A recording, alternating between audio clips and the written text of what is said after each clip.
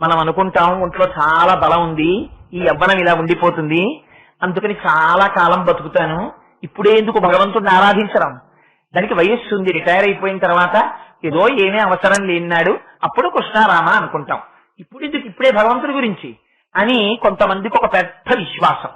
దంతంబుల్ పడనప్పుడే తనువుయం దారూఢియున్నప్పుడే కాంతాసంఘము రోయినప్పుడే జరాక్రాంతంబు కానప్పుడే వింతల్ మేల చెరించునప్పుడే కురుల్ వెల్వెల్ల కానప్పుడే చింతింపన్వలమీ పదాంబుజములన్ శ్రీకాళహస్తీశ్వర అంటాడు దుర్జటి. శరీరము జర్జరీభూతమైపోయిన తర్వాత నువ్వు చేసే ప్రార్థనే ఉంటుంది కనుక మనస్సు నిలబడుతుందా? సదా మోహాటవ్యాం చరత యువతీనాం కుచగిరౌ నట త్యాశాఖ స్వటతి జడితి స్వైరమభిత కపాలిన్ బిక్షో మే హృదయ కపి మత్స్యం తపలం ధుడా భత్యా బధ్యావ శివభవదధీనం కురు విభో అని శంకరులు ప్రార్థన చేస్తారు. చంచలమైనటువంటి మనస్సుని భక్తి అనే పాశముల చేత కట్టి పడయడం ఒంట్లో ఓపికన్ననాడు అలవాటవ్వాలి. ఆయనే సృష్టికర్త, ఆయనే స్థితికర్త, ఆయనే లయకర్త. ఒక్క అమ్మలో మీరు సృష్టికర్తని చూడొచ్చు, స్థితికర్తని చూడొచ్చు, లయకర్తని చూడొచ్చు. అమ్మ తను తిన్న అన్నాన్ని గుర్తెరగనటువంటి స్థితిలో కడుపులో చీకట్లో పడిపోయి ఉన్నప్పుడు తను తిన్న అన్నంలో ఉన్నటువంటి సారాన్ని సప్తధాతువులుగా మార్చి శరీర నిర్మాణంలో తన వంతు పాత్ర పోషించింది, ఆవాసం ఇచ్చింది. తన శరీరం వికారం చెందుతున్నా సరే తనకొక బిడ్డడు పుడతాడని మురిసిపోయింది. తను మృత్యు సదృశమైనటువంటి కష్టాన్ని ఎదుర్కొని పిల్లవాడికి జన్మనిచ్చింది. పిల్లవాడు తల్లికి కృతజ్ఞత చెప్పాలా, తల్లి పిల్లవాడికి కృతజ్ఞత చెప్పాలా? పిల్లవాడేం కృతజ్ఞత చెప్పడు, వాడికి ఏం తెలుసు కనుక వాడు ఏడుస్తాడు. అమ్మ తన రక్తాన్ని పాలగా మార్చి పట్టేస్తుంది. పట్టేస్తే వాడు తన చిన్ని చిన్ని కాళ్లతో అమ్మ గుండెల మీద తంతాడు. అమ్మ ఆ చిన్ని చిన్ని పాదాలు తీసి ముద్దు పెట్టుకుంటుంది. ఒకనాడు ఆవిడ సృష్టించింది, ఒకనాడు పాలిచ్చి పోషించింది. ఇది ఎవ్వరూ చెయ్యని పని, కన్న తండ్రి కూడా ఈ పని చెయ్యలేడు. జగత్తు నిలబడుతోందంటే కేవలం అమ్మ ప్రేమ ఒక్కటే ఆధారం. అమ్మ ప్రేమ అనేటటువంటి దాన్ని ఒక్క 5 నిమిషాలు ఈ జగత్తులో ఆపండి, ఈ సృష్టి ఆగిపోతుంది. పిల్లికి ఏం తెలుసండి? పిల్లి పళ్ళు ఎంత సూదిగా ఉంటాయి. అటువంటి పిల్లి పిల్లలా మెత్తగా ఉందంటారు. ఆ పిల్లి తన పిల్లల్ని పెడితే ఎక్కడ ఆ పిల్లలకి అపాయం వస్తుందో అని అంత కోరగా ఉండేటటువంటి తన పళ్ళ మధ్యలోకి పిల్లల్ని ఇరికించుకుని, మనకి తెలియకుండానే మన శరీరంలో ఒక తత్వం ఉంటుంది. మీరు ఏదైనా ఎత్తు మించి దూకేటప్పుడు తెలియకుండానే పళ్ళు గిటకరించుకుంటాం కొంచెం. అలాంటిది పిల్లి గోడ నుంచి గోడ మీదకి, ఇంటి మించి ఇంటి మీదకి దూకుతూ నోటితో పిల్లి పిల్లని పట్టుకుని పరిగెట్టి తీసుకెళ్లి ఎక్కడో దాస్తుంది. అలా దూకేటప్పుడు ఒక్కనాడు ఆ పిల్లి గట్టిగా నొక్కడం కానీ ఆ పిల్లి పిల్లకి ప్రమాదం వచ్చేటట్టు ప్రవర్తించడం కానీ ఉంటుందా? ఎవరు నేర్పారు? ఒక పంది పిల్లల్ని కంటుంది. ఓ పంది నీ పిల్లలకి పాలి అని ఎవరైనా నేర్పారా? ఒక కోడి చిన్న చిన్న గుడ్లని పొదిగి పిల్లల్ని కంటుంది. ఆ కోడికి ఎవరెళ్ళి పాఠం చెప్పారు? గ్రద్దని చూస్తే పారిపోయేటటువంటి కోడి ఆకాశంలో గద్ద కనపడేటప్పటికీ కొక్కొక్కొక్కొక్కొక్కొక్కొ అంటూ పిల్లలందరినీ తన రెక్కల కింద పెట్టుకుని తను ప్రమాదాన్ని ఎదుర్కొంటుంది. పిల్లల్ని మాత్రం తన రెక్కల కింద పెట్టి దాచుకుంటుంది. అమ్మ స్థితికారుడై శ్రీ మహావిష్ణువై జగత్తుని నిలబెట్టకపోతే ఎక్కడుంది ప్రపంచం? నీకేం తెలుసు ఆ రోజున? నువ్వెందుకు ఏడిచావో చెప్పగలిగింది అమ్మ ఒక్కతే.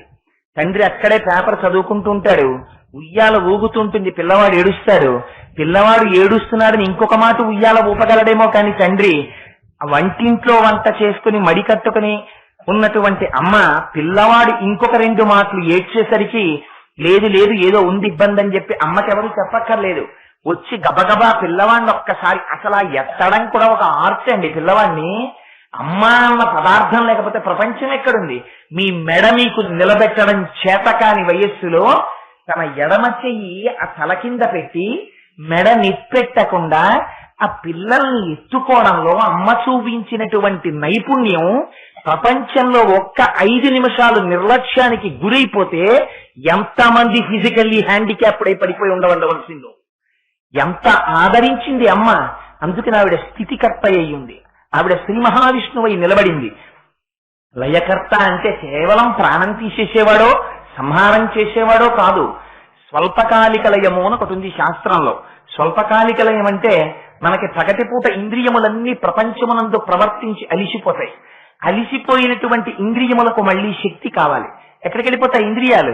వెనక్కి అడుగు వేసి మనస్సులోకి వెళ్ళిపోతాయి. ఆ మనస్సు ఎక్కడికి వెళ్ళాలి? ఆత్మలోకి వెళ్ళిపోతుంది. ఆత్మలోకి వెళ్ళిపోయినటువంటి గాఢ సుషుప్తిలో ఆ పరమాత్మ, ఆ శివుడు ఈ ఇంద్రియములకు మనస్సుకు కావలసినటువంటి శక్తిని అంతటినీ ఇస్తాడు. మళ్ళీ స్వప్నావస్థలోంచి జాగ్రత్త అవస్థలోకి వచ్చేటప్పటికి మళ్ళీ ఇంద్రియాలు, మళ్ళీ మనస్సు శక్తిని పుంజుకుని మళ్ళీ లేచి తిరగగలుగుతున్నాడు.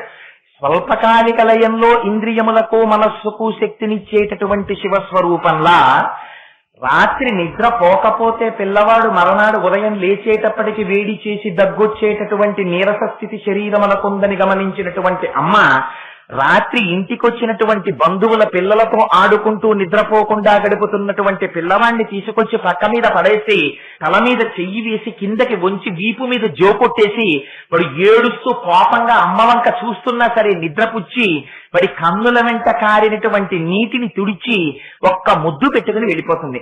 ఆనాడు అమ్మ బలవంతంగా అలా నిద్ర పుచ్చకపోతే మనం ఆ పిల్లలతో ఆడుకుని ఎంత అనారోగ్యానికి గురయ్యే వాళ్ళము. తినకూడని పదార్థాలన్నీ తినడానికి చిన్నతనంలో ఎగబడితే నువ్వు ఇది తినకరా తినకరా తినకరా అని పెట్టడం మానేసి ఈ శరీరాన్ని నిలబెట్టినది అమ్మ కాదు. అందుకని లయకారుడు అమ్మయ్య ఉంది. బ్రహ్మాన్ని ఎక్కడ దర్శిస్తారు? పరమాచార్యులు వారు అంటారు, ఎక్కడ వెతుకుతావురా బ్రహ్మాన్ని? నీకు కంటితో చూడాలనుందా బ్రహ్మాన్ని?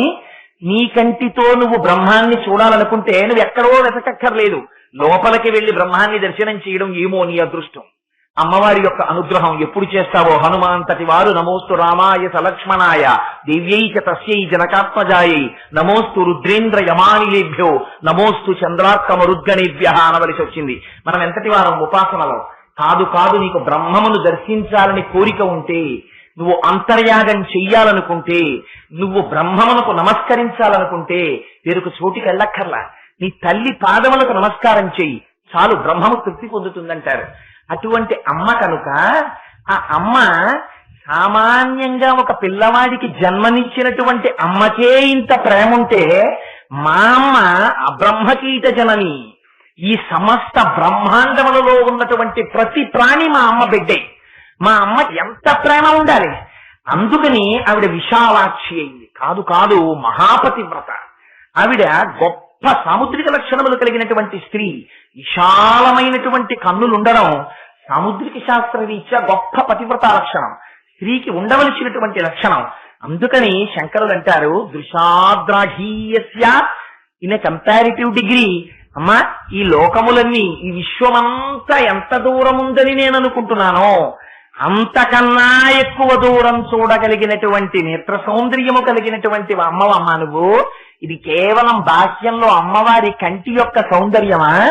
అమ్మవారి కంటి చేత రక్షణ పొందుతూ ప్రతిరోజు అనుభవిస్తున్నటువంటి నీ స్థితి, మనస్థితిని శంకరులు అమ్మవారి కంటి యందు ఆరోపించి ఆ కంటి చేత మనం పొందుతున్నటువంటి ఫలితాన్ని ఈ శ్లోకంలో ఆవిష్కరిస్తున్నారు. అందుకని దృశాద్రాఘీయస్య దరదలిత నీలోత్పల రుచ అంటారు. ఆ మాటలు వేయడంలో కూడా అందం చూడండి. దరదలిత నీలోత్పల రుచ. నీలోత్పల అండంలో 2 లకారాలు ఉంటాయి. 2 లకారాలు వినపడేటప్పటికే మనకి వెంటనే అందులో 2 లకారములతో కూడినటువంటి అమ్మవారి యొక్క ముఖ్యమైనటువంటి నామం గుర్తొస్తుంది, లలిత. అసలు ఆ నీలోత్పలము అన్న మాట వినేటప్పటికే ఏదో మనస్సులో చల్లగా, ఆ శబ్దం వినేటప్పటికే ఏదో హాయిగా అనిపిస్తుంది. అమ్మవారి కంటి చూపు కూడా అంత హాయినివ్వగలిగినటువంటి అమ్మ. ఆవిడ వక్రలక్ష్మీ పరివాహ చలన్నీ నభలోచన. వ్యాసుల వారు లలితా సహస్రంలో అంటారు. అందుకని ఆ తల్లి దరదలిత నీలోత్పల రుచ. దళిత అంటే విచ్చుకున్నటువంటి నీలకమలం. ఆ నీలికమలం బాగా విచ్చుకుందా? బాగా విచ్చుకుందనుకోండి, అమ్మ కళ్ళు ఇలా తెరిచిందనుకోండి, ఇలా కళ్ళు తెరిస్తే మళ్ళీ అందులో ఏదో తేడా వచ్చినట్టు. శివే శృంగారార్థ తదితరజనే కుత్సమపర అన్నట్టు అమ్మవారు ఏదో తనకి వ్యతిరేకమైన వారో శివుడికి వ్యతిరేకమైన వారో, శివుడికి వ్యతిరేకమైన వారంటే అమ్మకి వ్యతిరేకమైన వారే, భక్తులు కానివారో లోకానికి కంటకులైన వారినో చూస్తే అమ్మ కళ్ళు ఇలా తెరవాలి. అందుకనమ్మా అలా కళ్ళు తెరుస్తావా? అలా తెరవమ్మా, మేము మీ బిడ్డలం, మేము బిడ్డలం కనపడినప్పుడు అమ్మ ఎలా చూస్తుందో అలా చూస్తావు నువ్వు. అందుకని ఎలా చూస్తావు? దళిత నీలోత్పలా కాదు, విచ్చుకున్నటువంటి నీలోత్పలం కాదు నీ చూపు, దరదలిత నీలోత్పల రుచ. ఏం మొగ్గగా ఉంటే విచ్చుకోలేదు. అమ్మ కన్ను మూసిందా ప్రమాదం వస్తుంది. ఎందుకని? ఉన్మేష నిమిషోత్పన్న విపన్న భవనావళి. అమ్మ కన్నే మూసిందా ఈ లోకములన్నీ లయమైపోతాయి. అందుకని కన్ను ముయ్యదు. అందుకని మొగ్గగా చెప్పడానికి వీల్లేదు. బాగా అరవిరిసిన పువ్వు అని చెప్తామా? అమ్మ కళ్ళు ఇలా తెరుచుకున్నాయా? సౌందర్యలహరిలోనే శంకరుడు అన్నారు ఒక చోట, తదితరజనే కుచ్చలపరా అన్నారు. అందుకని ఏమో నువ్వు లోకకంటకుడైనటువంటి వాడివి కనుక నిన్ను చూసి అమ్మ ఇలా కళ్ళు తెరిచిందేమో. అందుకని అమ్మా మేము బిడ్డలమమ్మా, మమ్మల్ని చూసినప్పుడు మా పట్ల అపారమైన ఆప్యాయతతో నీ దృక్కులను ప్రసరించినప్పుడు ఆ కన్నులు ఎలా ఉంటాయి? మనకి ఆ కన్నులను దర్శనం చేయిస్తున్నారు శంకరాచార్యులు వారు ఇవాళ. ఎందుకు అమ్మవారి కన్నులు దర్శనం చేయించడం? అందులో ఉంది రహస్యం అంతా. ఏ కన్నులట? ఎలాంటి కన్నులటవి?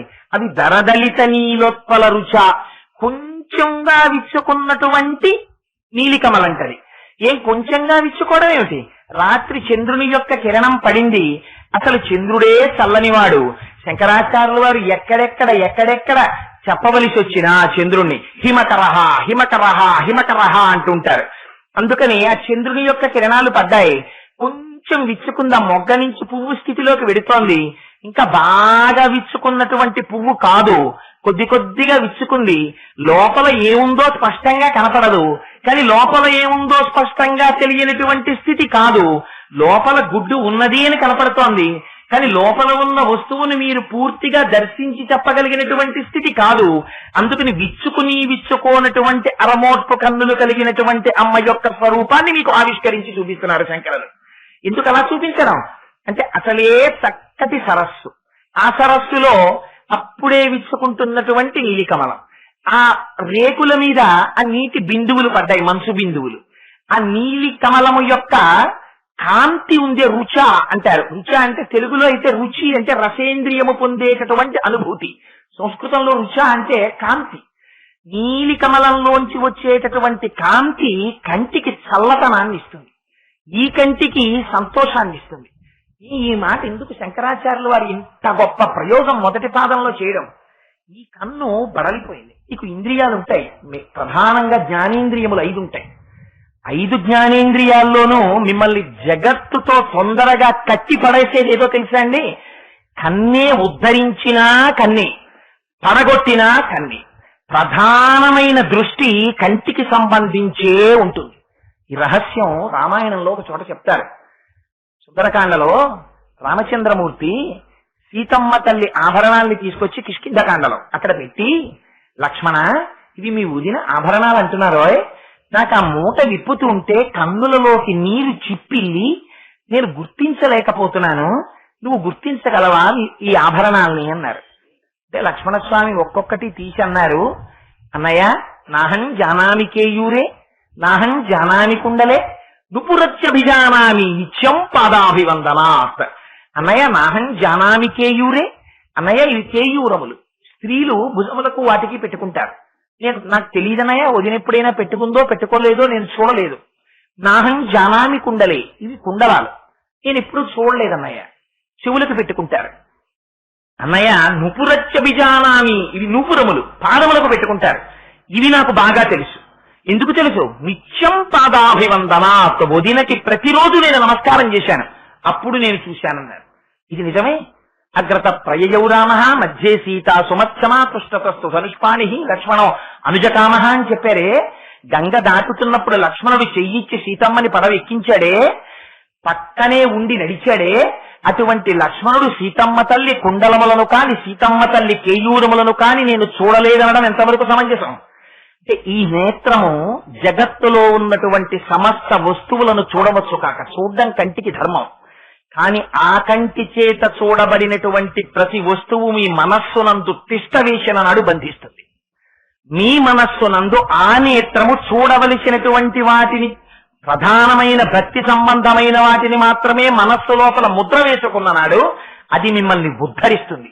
అందుకని ఎక్కువగా వస్తువులన్నింటి వైపు తిప్పగలిగిన శక్తి, చూడగలిగిన శక్తి కంటికి ఉంది. ఈ కన్ను మెరుపుల వంక ఎక్కువ తిరుగుతుంది. కంటికి ధర్మం ఎక్కడైనా తడుక్కుని మెరిసింది అనుకోండి, వెంటనే మీరు అది చూస్తారు, అబ్బా భలే మెరిసిందండి అంటాం. మన జీవితం కూడా ఒక్క మెరుపు. శంకరులు అంటారు, ఆయుర్నశ్యతి పశ్యతాం ప్రతిదినం జాతి క్షయం యవ్వనం ప్రత్యాయాంతి గతాః పునర్న దివసాః కాలో జగద్వక్షకః లక్ష్మీస్తోయతరంగ భంగ చపలా విద్యుచ్చలం జీవితం తస్మాన్ మాం శరణాగతిం కరుణయా త్వం రక్ష రక్షాధునా అంటారు. ఆయుర్నశ్యతి పశ్యతాం ప్రతిదినం జాతిక్షయం యవ్వనం. మనం అనుకుంటాం ఒంట్లో చాలా బలం ఉంది, ఈ యవ్వనం ఇలా ఉండిపోతుంది, అందుకని చాలా కాలం బతుకుతాను, ఇప్పుడే ఎందుకు భగవంతుడిని ఆరాధించడం. దానికి వయస్సు ఉంది, రిటైర్ అయిపోయిన తర్వాత ఏదో ఏమీ అవసరం లేనాడు అప్పుడు కృష్ణారామ అనుకుంటాం. ఇప్పుడు ఎందుకు, ఇప్పుడే భగవంతుడి గురించి అని కొంతమందికి ఒక పెద్ద విశ్వాసం. దంతంబుల్ పడనప్పుడే తనువుయందారూఢియున్నప్పుడే కాంతాసంఘము రోయినప్పుడే జరాక్రాంతంబు కానప్పుడే వింతల్ మేల చెరించునప్పుడే కురుల్ వెల్వెల్ల కానప్పుడే చింతింపన్వలమీ పదాంబుజములన్ శ్రీకాళహస్తీశ్వర అంటాడు దూర్జటి. శరీరము జర్జరీభూతమైపోయిన తర్వాత నువ్వు చేసే ప్రార్థనే ఉంటుంది కనుక మనస్సు నిలబడుతుందా? సదా మోహాతవ్యాం చరత యువతీనాం కుచగిరౌ నటత్యాశాఖ స్వటతి జడితి స్వైరమభిత కపాలిన్ బిక్షో మే హృదయ కపి మత్స్యం తపలం ధుడా భక్త్యా బధ్యావ శివభవదధీనం కురు విభో అని శంకరులు ప్రార్థన చేస్తారు. చంచలమైనటువంటి మనస్సుని భక్తి అనే పాశముల చేత కట్టి పడయడం ఒంట్లో ఓపికన్ననాడు అలవాటవ్వాలి. ఆ నిశ్చలత్వమును పొందితే నువ్వు వృద్ధాప్యంలో ఒక చోట కూర్చున్నా నువ్వు చూసినటువంటి వస్తువు మనస్సులో ఉంటుంది కనుక ఆనాడు నువ్వు పూజా మందిరంలోకి నడిచి వెళ్ళగలిగిన ఓపిక నీకు లేకపోయినా రత్నైకల్పితమాలతం హిమజలై స్నానంచ దివ్యాంబరం నానారత్న విభూషితం మృగమిదామోదాంకితం చందనం జాజీ చంపక బిల్వపత్రరచితం పుష్పంచ ధూపం తథా దీపం దేవదయానిధే పశుపతే హృత్కల్పితం గృహ్యతాం అని ఇక్కడ సృష్టించి పూజ చేయగలం. నీ ఒంట్లో ఓపికన్న నాడు తిరగకూడని వాటి వెంట తిరుగుతూనే ఉన్నావు. తిరిగావు సూర్యోదయ సూర్యాస్తమయాలనేటటువంటి రూపంతో పరమేశ్వరుడు నీ ఆయుర్దాయాన్ని గ్రసించాడు. ప్రత్యాయాంతి గతాః పునర్న దివసాః కాలో జగద్వక్షకః లక్ష్మీస్తోయ తరంగ భంగ చపలా విద్యుచ్చలం జీవితం తస్మాన్ మాం శరణాగతిం కరుణయా త్వం రక్ష రక్షాధున. ఒక్క ఏడాది పోతే పిల్లాడు ఇంజనీరింగ్ లోకి వచ్చేస్తాడు, ఇంకొక 5 ఏళ్లు పోతే మా అబ్బాయికి నెలకి 40,000 జీతం వస్తుంది, ఇంకొక 7 ఏళ్లు పోతే నాకు మనవడు వస్తాడు. అవన్నీ రావడం యథార్థం. వీటన్నింటి కోసం నువ్వు తిరుగుతున్నది యథార్థం. కానీ ఒక్కటి జ్ఞాపకం పెట్టుకో, నువ్వు తిరగడం, నీ కోరికలు తీరడం సూర్యోదయ సూర్యాస్తమయాలనేటటువంటి రోజుల లెక్కలో జరుగుతుంటే ఈ మెరుపుల వంటి ఐహికమైనటువంటి భోగముల కోసం నీ కళ్ళు నీ మనస్సు అలవాటు పడి నువ్వు తిరుగుతూ ఉండగా నీ శరీరము జర్జరీభూతమై ఒకనాడు ఎవ్వరికీ తెలియకుండా మృత్యువు కేవలము ఉచ్ఛ్వాస నిశ్వాసల మధ్యలో ఉంటుంది. ఎప్పుడు ఆగిపోతుందో ఎవరికి తెలుసు. లోపలికి ఊపిరి తీశాక బయటికి వెళ్ళకపోవచ్చు, బయటికి విడిచిపెట్టాక లోపలికి తీయకపోవచ్చు. ఎక్కడుంది మృత్యువు? తీసిన ఊపిరి విడిచిపెట్టడంలో ఉంది, విడిచిపెట్టిన ఊపిరి మళ్ళీ తీయడంలో ఉంది. ఎక్కడ ఎవరికి మృత్యు ఉందో ఎవరికెరుక కనుక. అందుకని దీపం ఉండగా ఇల్లు చక్క పెట్టుకోవు. ఈ తిరిగావు తీసుకొచ్చావు, ఇందులో ఒక్కటి నిన్నుద్ధరించగలిగిందిందా? అలాగని సంసారములు మానేయమని శంకరులు చెప్పారా? ఎప్పుడూ చెప్పలేదు. మూఢజహీహి ధనాగమ తృష్ణ విడిచిపెట్టన్నారంతే శంకరాచార్యులు వారు. ఇదుకురాలా తిరుగుతావు? డబ్బు అని తిరుగుతున్నావే, బాహ్య సౌఖ్యం కోసం తిరుగుతున్నావే, స్త్రీ సౌఖ్యం కోసం పరిగెడుతున్నావే, కాలం వెళ్ళిపోతోంది, నీకు ఓపిక అయిపోతోంది. నువ్వు ఎప్పుడు పరమేశ్వరుణ్ణి ప్రార్థిస్తావు? నువ్వు సంపాదించిందంతా నీ వెనకాతలు వచ్చేస్తుంది అనుకుంటున్నావా? నువ్వు నమ్ముకున్న వాళ్ళు నీ వెంట వస్తారనుకుంటున్నావా? కింవానేన ధనేన వాజి కరిభి ప్రాప్తేన రాజ్యేన కింవా పుత్ర కలత్ర మిత్ర పశుభిర్దేహేన గేహేన కిం జ్ఞాతైతక్షణ భంగురం సపతిరోత్యాద్యం మనోదూరత స్వాత్మార్థం గురువాక్యతో భజ భజ శ్రీపార్వతీ వల్లభం. అన్నిటికన్నా అసలు సంఘం లేంటి డబ్బి. ఇంత కష్టపడి సంపాదించావు. పశుపక్షాది సమస్త జీవకోటిలో తనకి కావలసినంత సంపాదించిందే కాని తన తరువాతి తరానికి దాచేటటువంటి హీనమైన లక్షణమున్న జీవి ప్రపంచంలో మనిషి తప్పింకోలేదు. నువ్వు సంపాదించావు, తీసుకెళ్లావు, దాచావు. నీ సమయం అంతా సొమ్ముగా మారింది. ఆ సొమ్ము కనీసం నీ ముందు నోట్లగా కూడా లేదు. బ్యాంకు పాస్ పుస్తకంలో అంకెల రూపంలో నీ బీరువాలో చీకట్లో మగ్గుతోంది. నీ శరీరం పడిపోయింది. ఒకనాడు పడిపోయిన నాడు వెదురు కర్రలు కొని తేవడానికి, తాడు కొని తేవడానికి, గడ్డి కొనడానికి ఆ తరువాత నీ మీద కప్పేటటువంటి తెల్లబట్ట కొనడానికి కూడా ఆ డబ్బు రూపాయల వెంట కన్నీటి బిందువులేం మొలకవు. ఆ డబ్బు సంతోషంగా వచ్చి తీసుకొస్తుంది అవన్నీ. కింవానీన ధనీన పునః అయ్యో ఇంత కష్టపడి సంపాదించాడండి, ఓసారి వచ్చి ఆ నోట్ల కట్ల కళ్ళ నుండి ఏమైనా తిరుగుతాయా? ఏమీ కనపడవు, అక్కడే ఉంటాయి. వాజికరిభి, నువ్వు సంపాదించిన వాహనాల్లో ఇంత కష్టపడి కారు కొన్నావు, ఇంత కష్టపడి ఏసీ చేసావు, అయితే ఇవేవి వదిలేయమని శంకరులు చెప్పలేదు. వాటి ఎందు వ్యామోహం వదిలేసేయి అన్నారు. ఆఖరికి నీ శరీరాన్ని తీసుకెళ్లే నాడు కొత్త కర్రలు తేవడానికి కూడా కారు అంత సంతోషంగానూ పెడుతుంది. అంతేగాని కార్పొరేటర్లోంచి నీళ్లు కారిపోయేలాగా అయ్యో నా యజమాని పోయాడని అదేం బాధ పెట్టుకోదు. ఇల్లు అసలు కదిలి రాదు. భార్య కేవలం గుమ్మం వరకు, కొడుకు రుద్రభూమి వరకు.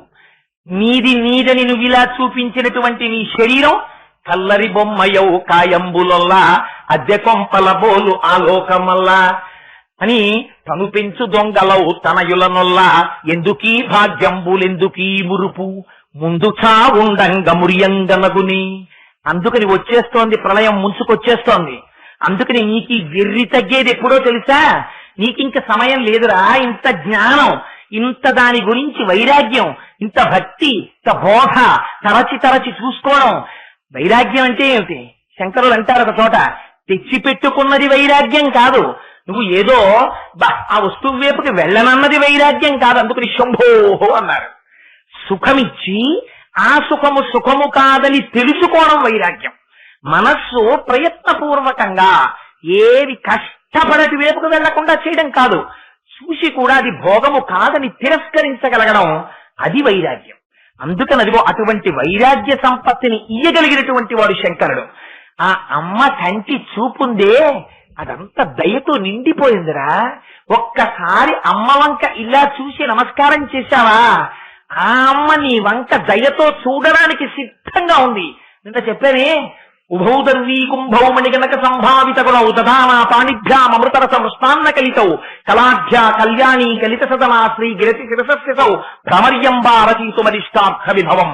నీ కోరిక తీర్చడానికి మణిగణకచితమైన తెడ్డు పట్టుకుని సిద్ధంగా ఉందమ్మా. కేవలం తన కంటి చూపుతో పోషించేస్తుంది, నీ అజ్ఞానాన్ని విరిచేస్తుంది. ఏమిటి విరిచేయడానికి? నీ గొప్ప కాదు, నువ్వు సంపాదించుకున్నటువంటి అర్హత కాదు. ఏమిటి అమ్మలో ఉన్న గొప్పతనం? దరదలిత నీలోత్పల రుచ. ఆ అమ్మ కన్ను చల్లతనం తప్ప వేరొకటి ఎరగదురా. ఆ తల్లి ఎన్నడూ ఎర్రటి కన్నుతో చూడడం అమ్మకి చేత కాదు. ఎందుకని? ఆవిడ అమ్మతనమే ఆ లక్షణం. అమ్మ ఎప్పుడైనా కోపంగా చూస్తుందా? అమ్మకే కోపం వస్తే ఇంకా ప్రపంచం ఎక్కడ ఉంటుంది? అందుకే అంటారు హనుమ, తుల్యశీలావయో వృత్తాం తుల్యాభిజన లక్షణాం రాఘవోర్హతి వైదేహీం తం చేయమసి తే క్షణ అంటారు. సీతారాములు అన్నిటా ఒకరికొకరు సమానమైన రామచంద్రమూర్తి కన్నా సీతమ్మ తల్లి ఒక్క విషయంలో ఒక మార్క్ ఎక్కువ వేస్తున్నానన్నారు. ఇందులో మా అమ్మ కన్నులకు అసలు ఎరుపన్నది తెలియదు. మా అమ్మ కన్నులు ఎప్పుడూ నలుపే. ఆ కన్నులు ఎప్పుడూ దయార్ద్రత్రయంతో దయని వర్షించేస్తూ ఉంటాయి. అందుకని నీటి బిందువులు పడినటువంటి రేకులు కలిగినటువంటి నీలి కమలములో వచ్చేటటువంటి చల్లని కాంతి కంటికి ఎంతటి ఉపశమనాన్ని ఇచ్చి సేవ తీర్చగలుగుతుందో, అలా లౌకికమైనటువంటి వ్యవహారములందు సంసారమునందు తిరిగి తిరిగి తప్తమైపోయి సంసారం అనేటటువంటి వేడిలో కొట్టుకుని ఇరుక్కుపోయి చీకాకు పడిపోతున్నటువంటి నిన్ను ఉద్ధరించి నీకు చల్లతనాన్ని ఉపశమనాన్ని ఇచ్చి తన పాదముల వైపు తిప్పుకోగలిగినటువంటి అపార నిర్హేతుక కరుణా కటాక్ష వీక్షణములు కలిగినటువంటి దృష్టి ఆ అమ్మ కన్నుల యొక్క సొత్తు. అందుకని దృశాద్రాహీయస్య తరదళిత నీలోత్పల రుచ. అమ్మా, ఇంత దూరం నువ్వు చూడగలవు కదా, విశ్వమంతటిని దాటి నీ చూపులు వెళ్ళిపోతాయే. ఎందుకు వెళ్ళిపోతాయి? నువ్వు అమ్మవి కనుక. మమ్మల్ని అందరినీ నువ్వు చూసుకోవడం నీ ధర్మం కనుక. అయ్యో నా బిడ్డలందరూ బాగున్నారా అని ఒకరు అడిగినా అడగకపోయినా చూసుకోవడమే ధర్మంగా చూస్తుంటావు కదా అమ్మ నువ్వు. మరి అటువంటి అమ్మవి కదా. అయితే శంకరులు ఎంత గొప్ప మాట వాడతారో చూడండి. వెంటనే రెండో పాదంలోకి వచ్చేటప్పటికి అంటారు, దవీయాంసం దీనం స్నపయ కృపయా మమపి శివే. శివే అంటారు అమ్మని. అమ్మవారికి సంబంధించినటువంటి నామములను, చాలా నామములను సౌందర్య లహరిలో వాడలేదు. కేవలం కొన్ని నామాలు మాత్రమే వాడుకున్నారు. పైగా ఎక్కడ రాక్షస సంహారం చేసినటువంటి ఘట్టములను ఒక్కటి కూడా సౌందర్య లహరిలో చెప్పలేదు. ఎందుకని? అలా చెప్తే మళ్ళీ రాక్షస సంహారం చేసినటువంటి అమ్మవారి యొక్క రౌద్రమూర్తి కనపడుతుందేమోనని కేవలం అమ్మతనాన్ని మాత్రమే చూపించారు. అదిగో ఆ చూపించడంలో అంటారు దవీయాంసం దీనం. అమ్మా నేను ఎక్కడో ఉండిపోయానమ్మా, దీనుణ్ణి. ఎంత దూరంలో ఉండిపోయాను, నీ చూపు అంతటా చూస్తోంది, సమస్త విశ్వాన్ని చూస్తోంది. విశ్వాన్ని అని కూడా అనరు శంకరులు, విశ్వమును దాటిపోయి చూస్తోంది. ఇంత చూపు కలిగినప్పటికీ నేనెక్కడున్నాను? విశ్వంలో ఉన్నాను. విశ్వంలో ఉన్న నేను దీనుడనై ఉన్నాను ఇవాళ. ఎందుచేత దీనత్వం వచ్చింది నాకు?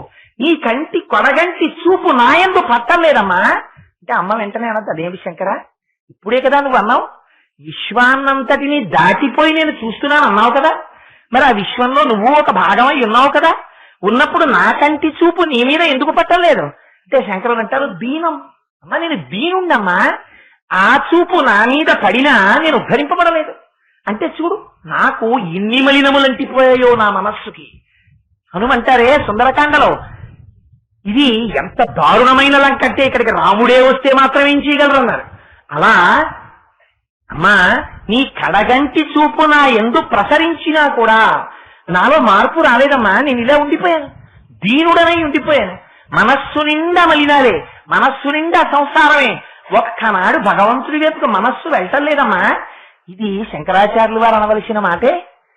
శంకరుల ఈ స్థితి, శంకరుల దీనులు ఈ సమస్త జాతిని ఆసేతు హిమాచల పర్యంతం పాదచారి అయి పర్యటించి దీనులందరి దగ్గరికి వెళ్ళి నువ్వు దీనుడవు కావురా, నువ్వు స్వయంగా శివుడవు అని చాటి చెప్పినటువంటి మహాపురుషుడు, అద్వైత భావన యందు రమించినటువంటి వారు, సాక్షాత్తుగా పార్వతీ పరమేశ్వరుల యొక్క స్వరూపమై భూమి మీద నడయాడినటువంటి మహాపురుషుడు, ఆఖరికి అవసరమైతే ఒక కాపాలికుడు వచ్చి తన శిరస్సు కావాలంటే తీసుకుపోమనగలిగినటువంటి గొప్ప ధృతి, జ్ఞాన సంపత్తి, ధైర్యము, చాటబుద్ధి కలిగినటువంటి ఆచార్య శేఖరులు శంకర భగవత్పాదులు అమ్మను ఉద్దేశించి దవీయాంసం దీనం స్నపయ కృపయా.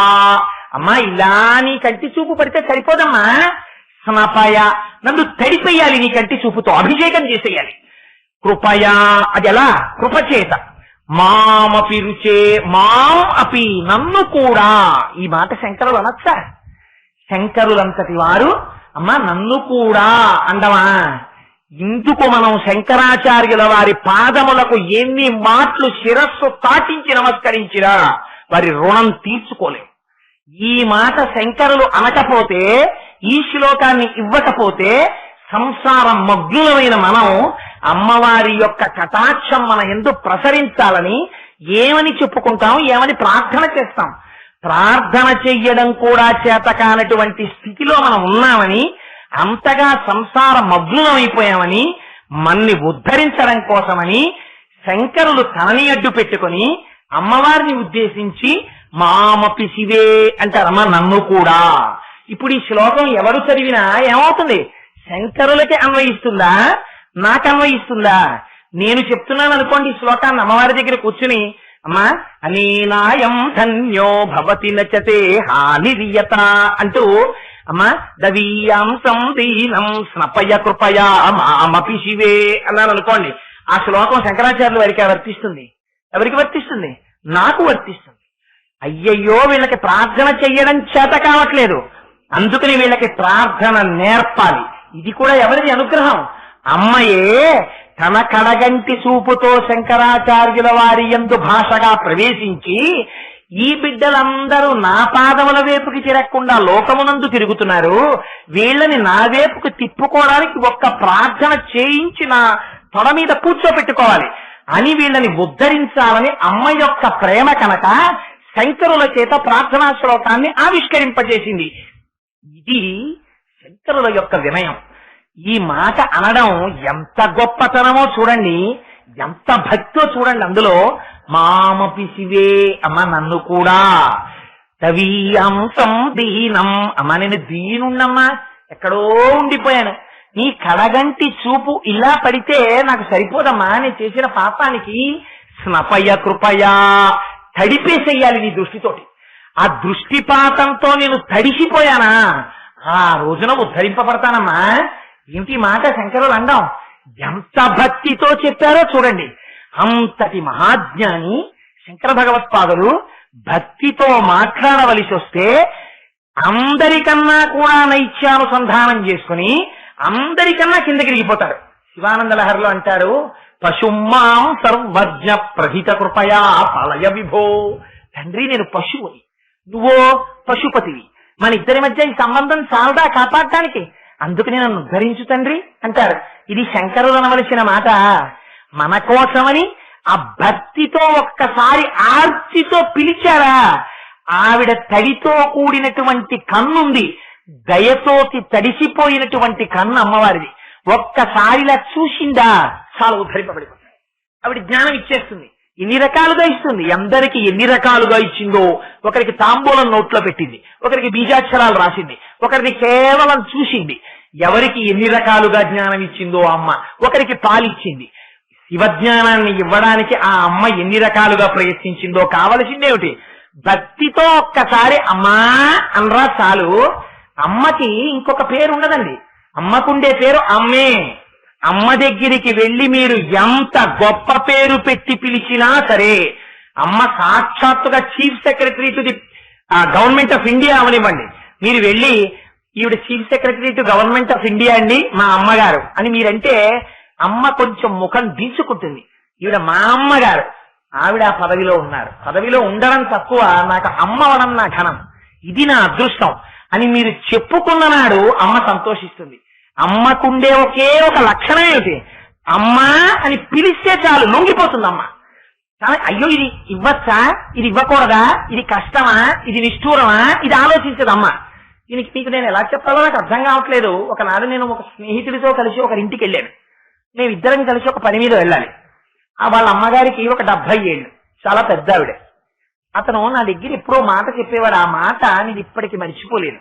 అతను అనేవాడు, కోటేశ్వరరావు నేను మా అమ్మగారి పక్కన కూర్చుని, మా అమ్మగారికి 70 ఏళ్ళు వచ్చేసాయి కదా, బ్యాండేజీ గుడ్డ ఎలా ఉంటుందో అలా ఉంటుందండి మా అమ్మగారి చర్మం, గాజు చర్మంలా అయిపోయింది, అదంతా ముడతలు పడిపోతే మా అమ్మ చెయ్యి, మా అమ్మకి ఏం అక్కర్లేదండి, ఒక్క 10 నిమిషాలు నేను వెళ్ళి పక్కన కూర్చుని అమ్మ అని ఏదైనా మాట్లాడితే చాలా ఆ రోజు ఆవిడ అన్ని ఔషధాలు తీసేసుకున్నట్టే, అంత తృప్తి అండి ఆవిడికి. అందుకని ఆలస్యమైన వెళ్ళి పక్కన కూర్చుని అమ్మ చేతిని ఇలా పట్టుకుని, ఎప్పుడు రోజు నేను అన్నేళ్ళు వచ్చిన అమ్మ చర్మాన్ని ఇలా పట్టుకుని, అమ్మ ఏమిటమ్మా నీ చర్మం ఇలా పట్టుకుంటే ఇలా సాగకుండా ఇలా ఉండిపోతుంది ఏమిటమ్మా అంటే, మా అమ్మ పక్కున నవ్వేదండి. చంటి పిల్లల ఇప్పటికీ మా అమ్మ చర్మాన్ని ఇలా ముద్దలు ముద్దలుగా కొండలు కొండలుగా పెట్టి ఆడుకుంటూ ఉంటాను అని అమ్మ గురించి ఆర్తితో మాట్లాడేవాడు. ఒక రోజున అతను నేను కలిసి ఒక పని మీద వెళితే వాళ్ళ ఇంటికి వెళ్ళాం. అమ్మగారు ఉన్నారు ఇంట్లో. దురదృష్టవశాత్తు ఆ రోజున ఆయన భార్య వేరే పని మీద వెళ్ళింది. ఈవిడ పాపం ఏదో గ్యాస్ సిలిండర్ వస్తే గ్యాస్ సిలిండర్ తీసుకుని ఇంట్లో పెట్టించారట. పెట్టించి తలుపు వేసుకుందామని చెప్పి ఆ తలుపు సందులో వేళ్లు పెట్టి ఆవిడ నించున్నారు. దేనికో పెద్ద గాలి వచ్చి అపార్ట్మెంట్ లో గ్రౌండ్ ఫ్లోర్ ఏమో ఆ తలుపు వేసుకుంది. వేసుకోవడంలో వేళ్లు 4 వేళ్లు తెగిపోయాయి. సగం తెగిపోయి అక్కడ ఆడుకుంటున్న పిల్లలు చూసి అయ్యో అయ్యో మా అమ్మగారికి వేళ్లు తెగాయని చెప్పి ఆ రక్తం ఆగిపోవడం కోసమని ఏదో కాస్త పంచదారో ఏదో వేసి ఆ పైన గుడ్డ కట్టి పెట్టారు. అలాగే పెడితే ఎవరో వచ్చారా పై ఫ్లాట్స్ లో ఉంటున్న వాళ్ళు, ఏమంటే మేము తీసుకెడతాం హాస్పిటల్ కన్నారట అంటే, లేదండి మా అబ్బాయి వచ్చాక పెడతానులేండి ఏం పర్వాలేదు అని పాప ఆవిడ చెయ్యి అలాగే పెట్టి కూర్చుంది.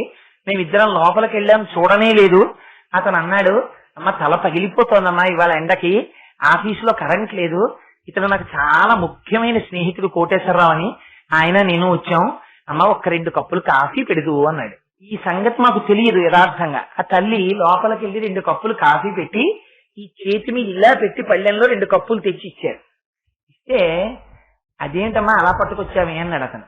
అనే లోపల ఆడుకుంటున్న పిల్లలు పరిగెత్తుకొచ్చి, అంకుల్ అంకుల్ మా అమ్మగారి వేళ్లు తలుపులో పడిపోయి తెగిపోయి మేము అందాక గుడ్డ కట్టాము అంకుల్ అన్నారు. అంటే అమ్మ వేళ్లు తెగిపోయాయా అని ఇలా చేయి పట్టుకున్నాడు. అబ్బా చేయి పట్టుకోకరా, ఈ చెయ్యి అంతా లాగేస్తోంది అన్నారు. అమ్మా ఈ మాట చెప్పొద్దమ్మా, రాగానే వెంటనే హాస్పిటల్కి తీసుకెళ్తాను కదా, ఇలాంటి చేత్తో కాఫీ ఎలా పెట్టావమ్మా అన్నాడు అతను. ఒరే నువ్వు ఇంటికి వచ్చి నాకు చాలా తలకాయ నొప్పిగా ఉందమ్మా, ఇవాళ ఆఫీసులో కరెంట్ లేదు, ఒక్క కప్పు కాఫీ ఇయ్యమ్మా అని అడిగావురా. ఈ భార్య ఉంటే నీకు ఇస్తుంది, ఇన్నాళ్ళకి కదా నన్ను అడిగావు. అడిగితే దిక్కుమాలిన వేళ్లు తెగాయని నీకు కాఫీ ఇవ్వకుండా నా వేళ్లు తెగాయని హాస్పిటల్కి తీసుకెళ్ళమని అడగనా అందుకని కాఫీ పెట్టానురా.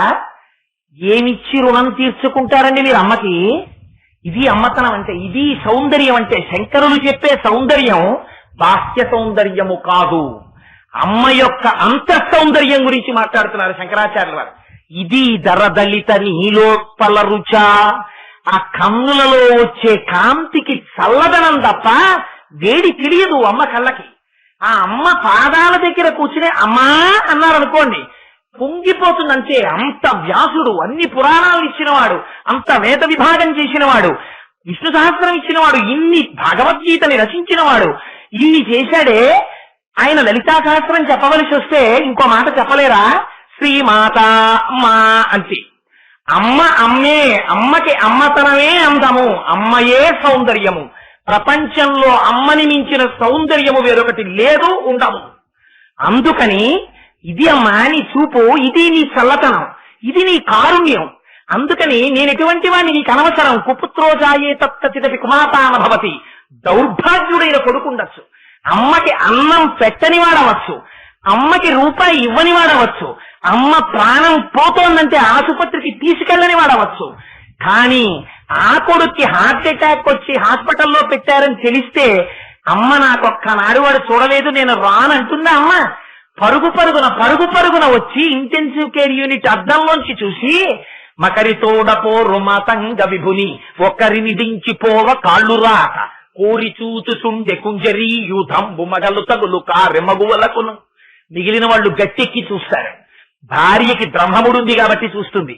అమ్మ ఒక్కతే తలుపు అద్దంలోంచి చూసి, నాన్న ఇలా నేను బతకడం కన్నా నా ఆయుర్దాయం నువ్వు పోసుకు బతకరా అని ఏడుస్తుంది.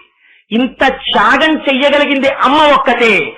అమ్మ కొడుకులోని గుణదోషములను అమ్మ చూడడం అన్నది అమ్మ యొక్క జీవితంలో ఉండదు. ఇది అమ్మతనం, ఇది సౌందర్యం, ఇది రక్షణ జాతికి. అందుకని అమ్మ ఇది నీ కంటిలో ఉన్న నీలికలు ఒక కాంతి. అందుకని నేనేమని చెప్పనమ్మా, నాకేం యోగ్యత ఉందని ఆ కాంతి నా ఎంతో ప్రసరించాలని చెప్పను. పాతాటి పాండురంగారావు గారు దిక్సూచి అని వ్యాసాలు రాసేవారు. అందులో నేను ఇప్పటికి మర్చిపోలేను. నేను ఇంటర్మీడియట్ చదువుకునే రోజుల్లో ఒకసారి తీసి చదివితే అందులో ఆయన రాశారు, he who says thanks to his wife and mother is the biggest pool in my view అని రాశారు. అమ్మకి భార్యకి థ్యాంక్స్ చెప్పిన వాడు నా దృష్టిలో పెద్ద మూర్ఖుడు. మీరు ఎన్ని మాటలు థ్యాంక్స్ చెప్తే అమ్మ రుణం తీర్చుకుంటారు. అమ్మకి థ్యాంక్స్ చెప్పి రుణం తీర్చుకోలేవు నువ్వు. అమ్మ పక్కన కూర్చుని 4 మాటలు మాట్లాడు, అమ్మా నీ చేత్తో పెట్టిన పప్పు అన్నం ఎంత రుచమ్మా అను. అమ్మా నువ్వు నా చిన్నతనంలో అమ్మ నువ్వు వేయించిన చెగోడీలు రుచి రాదమ్మా ఇంకా అని నువ్వు చెగోడీలు తింటూ అను. ఆవిడ వండి పెట్టలేకపోవచ్చు. 80 ఏళ్ల వయస్సులో కళ్ళు కనపడనప్పుడు ఆవిడ గ్యాస్ పొయ్యి దగ్గరికి వచ్చి నేను 4 చెగోడీలు వేస్తానే పిల్లాడికి అంటుంది. ఏం వేయగలదా? తను చెయ్యగలదా? తనకి శక్తి ఉందా? చూసుకోదు. కొడుకు తృప్తి పడాలంతే. ఇది అమ్మతనం, ఇది సౌందర్యం. కొడుకుని ఉద్ధరించడంలో అమ్మ ప్రేమ తప్ప నీ యోగ్యత అయోగ్యతలు గొప్పవి కావు, నువ్వు చెప్పలేవు వాటిని. ఇది నేర్పారు జాతికి శంకరులు. ఆవిడ పరాశక్తి స్వరూపం, ఆవిడ అంబ, ఆవిడ సాక్షాత్తు శివశక్తి. వాళ్ళిద్దరికీ భేదం లేదు. ఆవిడ తలుచుకుందా నిన్ను మాయగా తిప్పుతుంది ప్రపంచంలో. ఆవిడ పాదముల వంక తిరిగావా ఆవిడ తెరపైకెత్తేస్తుంది, నిన్ను శివుడిలోకి కలుపుతుంది. కలపడానికి నీకున్న యోగ్యత ఏమిటి? నాకు ఇది ఉంది అని అనకు. నాకు ఇంత తెలుసు అన్నావా నువ్వు భ్రష్టుడవు. ఆ మాట నాకు అమ్మ దగ్గర ఏమంటావు? భక్తితో నిలబడంటే. ఈ భక్తి నీకు అలవాటైందా నిన్ను ధరిస్తుంది. ఇదే శంకరులు అంటారు శివానంద లహరిలో, నువ్వెవరివైతే నాకేమిటయా వటుర్వాగి హీ వాగి తిరిపి జటీవా తదితరో నరో వా యక్కశ్చిత్ భవతు భవకించేన భవతి యదీయం మృత్పద్మం జది భవతదీనం పశుపతే తదీయస్తం శంభో భవతి భవభావం చ వహసి. నువ్వు ఎవరికైతే ఎవరికి కావాలి? ఇది శంకరాచార్యుల వారి ప్రశ్న. వటుర్వా నేను ఉపనయనం చేసుకున్నాను, ఎవరికి ఎక్కువ? వటుర్వా ఎతిరపి జటీవా నేను యతిని, ఎవరికి ఎక్కువ? నేను జనలు పెంచుకున్నాను, ఎవరికి గొప్ప? నేను గృహస్థాశ్రమంలో ఉన్నాను, ఏమిటి గొప్ప? ఇది కాదు కావలసింది. ఇది కావాలి శంకరుడికి. యదీయం మృత్పద్మం జది భవతధీనం పశుపతే. ఒక్కసారి మీరు మీ మనస్సు అనేటటువంటి పుష్పాన్ని తీసి శంకరుడి పాదముల దగ్గర పెట్టారా, ఆయన మీ వెంట పరిగెడతాడు. నందనార్ కోసం అని వచ్చి పొలంలో నీళ్లు తోడలా, పార్వతీదేవి నీళ్లు పొలంలో పొయ్యలా, నందికేశ్వరుడు వచ్చి విత్తనాలు చల్లలా, చండీశ్వరుడు వచ్చి మూటలు కట్టలా, భగవంతుడు పరుగున వస్తాడు. ఈ మాట నమ్మరేమోనని భక్తితో పిలిచావా ఆయన పరిగెత్తుకు రావడానికి సిద్ధంగా ఉన్నాడు. చెప్పడం కోసం శంకరులు వెంటనే ఉదాహరణ చూపిస్తారు. మార్గావర్తిత పాదుకా పశుపతే రంగస్య కూర్చాయతే గండూషాంబు నిషేచనం పురరిపోర్దివ్యాభిషేకాయతే కించిద్భక్షిత మాంసశేషకబలం నవ్యోపహారాయతే భక్తి కిం న కరోత్యహో వనచరో భక్త్యావతంసాయకే. ఆ తిన్నడికి ఏం తెలుసు? ఆయన ఆ శివలింగానికి అభిషేకం చేయాలనుకున్నాడు. పరమశివుడికి ఆకలి తీరడానికి ఇంత పదార్థం పెట్టాలనుకున్నాడు. గబగబా నీటి దగ్గరికి వెళ్ళాడు. ఆ నీటిని అప్పటికే శంకరుడికి పెట్టడం కోసమని బాగా కాలి రుచికరంగా ఉన్నటువంటి పంది యొక్క శరీరంలో ఉన్న మాంసఖండాన్ని ఎంచుకోవడం కోసమని 4 మాంసం ముక్కలు కొరికి చూసి తన లాలాజనంతో కూడినటువంటి ఎంగిలైన మాంసం ముక్కను దాన్ని ఎడం చేత్తో పట్టుకున్నాడు, ధనస్సు పట్టుకున్నాడు. ఇంకా పట్టుకోవడానికి ఒక చిన్న పాత్ర కూడా నీళ్లతో పట్టుకోవడానికి ఉన్నవి 2 చేతులు 2 ఉన్నాయి. అందుకని ఏం చేశాడు? శివుడికి అభిషేకం చేయాలో తెలిసింది. ఆయన స్నానం చేస్తే కానీ ఏమి తిండనో అనుమానం. అందుకని ఆ ఏటిలో ఉన్న నీటిని పుక్కిట పట్టాడు. పుక్కిట పట్టి శివలింగం దగ్గరికి వెళ్ళాడు. ముందు రోజు పూజ చేసినటువంటి పువ్వులు కనబడ్డాయి. ఆ పువ్వులు తీయాలి. శివాలయంలో శివలింగం మీద ముందు రోజు అర్చన చేసినటువంటి పుష్పములను తీయడం కోసమని చాలా మెత్తటి బ్రష్ ని కూర్చా అన్నదాన్ని వాడతారు. అది తీయడం కోసమని ఏది పెట్టి తీయాలో తెలియలేదు. ఇప్పటి వరకు అరణ్యంలో ఉన్నటువంటి జంతువుల యొక్క మలమూత్రములను తొక్కి వచ్చినటువంటి తన పాదరక్ష చేత్తో తీసి ఆ పాదరక్షతో ఆ చెప్పుతో శివలింగం మీద నిర్మాల్యాన్ని తీశాడు. మార్గావర్తిత పాదుకా పశుపతే రంగస్య కూర్చాయతే గండూషాంబు నిషేచనం పురరిపోర్దివ్యాభిషేకాయతే. అభిషేకం చెయ్యాలి. ఏం చెప్తారు? రుద్రాధ్యాయం వచ్చా? అనుదాత్త స్వరాలతో పలకడం వచ్చా? తన నోటితో చెక్కినటువంటి ఎంగిలి నీటిని భూమిశాడు శివలింగం మీద. అభిషేకంగానే పరమాత్మ భావించారు. భక్తి ఆయనకి ప్రధానం. ఆ భక్తి లేనప్పుడు రమణులు అంటారు, 1,000 సార్లు నీ ఒళ్ళు గిల్లుకున్నా ఒకటే, 1,000 బిల్వార్చనని మారేడు చెట్టుని గిల్లినా ఒకటే అంటారు. అందుకని అదిగో అలా తీసుకొచ్చాడు. కండూషాంబు నిషేచనం పురరిపోర్దివ్యాభిషేకాయతి కించిత్ భక్షిత మాంసశేషకబలం నవ్యోపహారాయతి. తను ఎంగిలి చేసి భూమితో కూడి తెచ్చినటువంటి ఒక మాంసపు ముక్కను అక్కడ పెట్టి శంకరా తినన్నాడు. శంకరుడు తీసుకుని తిన్నాడు. భక్తి కిం నకరోత్యహో వనచరో భక్త్యావతంసాయకే. భక్తికి ఎంత లొంగిపోయావయ్యా? ఈ మాట విని ధూర్జటైతే గుండెలు బాధేసుకున్నాడు కాళహస్తీశ్వర శతకంలో. ఏమయ్యా, ఎంగిలి మాంసం మొక్క తినేశావా? నీకు మాంసము వాంఛయ్యేవి కరువా? నీ చేత లేడుండగా జోకైనట్టి కుఠారముండ అనలజ్యోతుండ నీరుండగా బాటంబొప్ప ఘటించు పునకన్ భక్షింపక బోయిచే ఇంగిలి మాంసం ఎట్లు చేకొంటివి శివ అని అడిగారు. ఎందుకని? శివానికంత కరువా ఆ మాంసం? మనం ఎవరన్నా పిల్లాన్ని ఎవరైనా తెలిసిన వాళ్ళు ఇంటికి తీసుకెళ్తే వాళ్ళు పెట్టిన 2 కాజాలు తినేసి ఇంకా పెట్టండి ఇంకా పెట్టండి ఇంకా పెట్టండి అని ఏడిస్తే ఇంట్లో ఉన్న కాజాలన్నీ పెట్టేసినా కూడా తినేసి అన్ని కాజాలు అయిపోయినా కూడా వాడు ఏడుస్తుంటే వాళ్ళు వచ్చి, అయ్యో బాబు ఏడవకు, మాకు తెలియదు, నువ్వు వచ్చేప్పుడు ఇంకోసారి 2 కేజీల కాజాలు ఈసారి కొనొచ్చుతాం అని చెప్తే సిగ్గుబడి మనం ఇంటికి పిల్లాన్ని తీసుకొచ్చి అంటాం, ఎరా నీకు కరువా? ఇటే కాజాల కోసం అలా ఏడిచేవక్కరా అంటాం. అలా ధూర్జకి అన్నాడు పరమశివుణ్ణి, నీకు మాంసము వాంఛయేని కరువా? నీ చేత లేడుండగా జోకైనట్టి కుఠారముండ అనలజ్యోతుండ నీరుండగా ఏమయ్యా నీకంత కరువా మాంసం ముక్క తినాలని? అంత కరువైతే ధవలవపుషమిందోర్మండలే సన్నివిష్టం భుజగవలయహారం భస్మదిగ్ధాంగమీశం మృగయ పరశు పాణిం చారు చంద్రార్థమౌళిం హృదయ కమల మధ్యే సంతతం చింతయామి. ఒక చేత్తో మృగాన్ని పట్టుకున్నావు కదా, జింకని, ఒక చేత్తో పరశువు పట్టుకున్నావు కదా, ఏం లేచి వెళ్ళాలా? వంట చేసుకోవాలా? ఈ చేత్తో ఉన్న గొడ్డని పెట్టి ఈ చేతిలో ఉన్న మృగాన్ని ఒక దెబ్బ కొట్టి ఓ మాంసం ముక్కోడు తీసి చేతిలో బ్రహ్మగారి పుర్రి ఉంది అందులో బారేసుకుని ఈ పైన రంగతుంగ తరంగ సంఘములతో రంజిల్లు ఘోషంబుతో బంగారంబుకు పొంగుతో నురగతో పువ్వాట తుంపర్లతో భంగులు తల్పుచు జంగలించు తన ఓ భాగము నుండి దారం గంగమ్మను దర్శితే శిరమునం రంజిల్లుతుం శంకర అని గంగని పెట్టావు కదా ఆ రోజున. ఆ గంగమ్మ ఉంది కదా, ఆ గంగ తీసి బ్రహ్మకపాలంలో పోసుకుని ఇక్కడే ఉంది కదా అగ్నిహోత్రం 3వ కన్ను, దీని మీద ఉడకేసుకుని నోట్లో వేసుకోలేవు, ఎంగిలి మాంసం తింటావా అని అడిగాడు ధూర్జటి. అంటే ఏడు నిజంగా శివుణ్ణి నిందించాడనే? నిందాస్తుతి స్వామి శంకరా, ఇంతగా లొంగిపోతావా భక్తికి అని గుండెలు బాదుకున్నాడు ధూర్జటంతటి మహాభక్తుడు. అందుకని శంకరులు అంటారు శివానంద లహరిలో, స్వామి నాకేం కావాలి? నరత్వం దేవత్వం నగవర మృగత్వం వశకత పశుత్వం కీటత్వం భవతు విహగత్వాది జననం సదాత్త పాదాబ్జ స్మరణ పరమానంద లహరి విహారాసక్తం చేద్రూదయమిహ కింతే నవపుష. తండ్రి, శరీరం నేను చేసిన కర్మను అనుసరించి వస్తుంది, నాకు బెంగలేదు.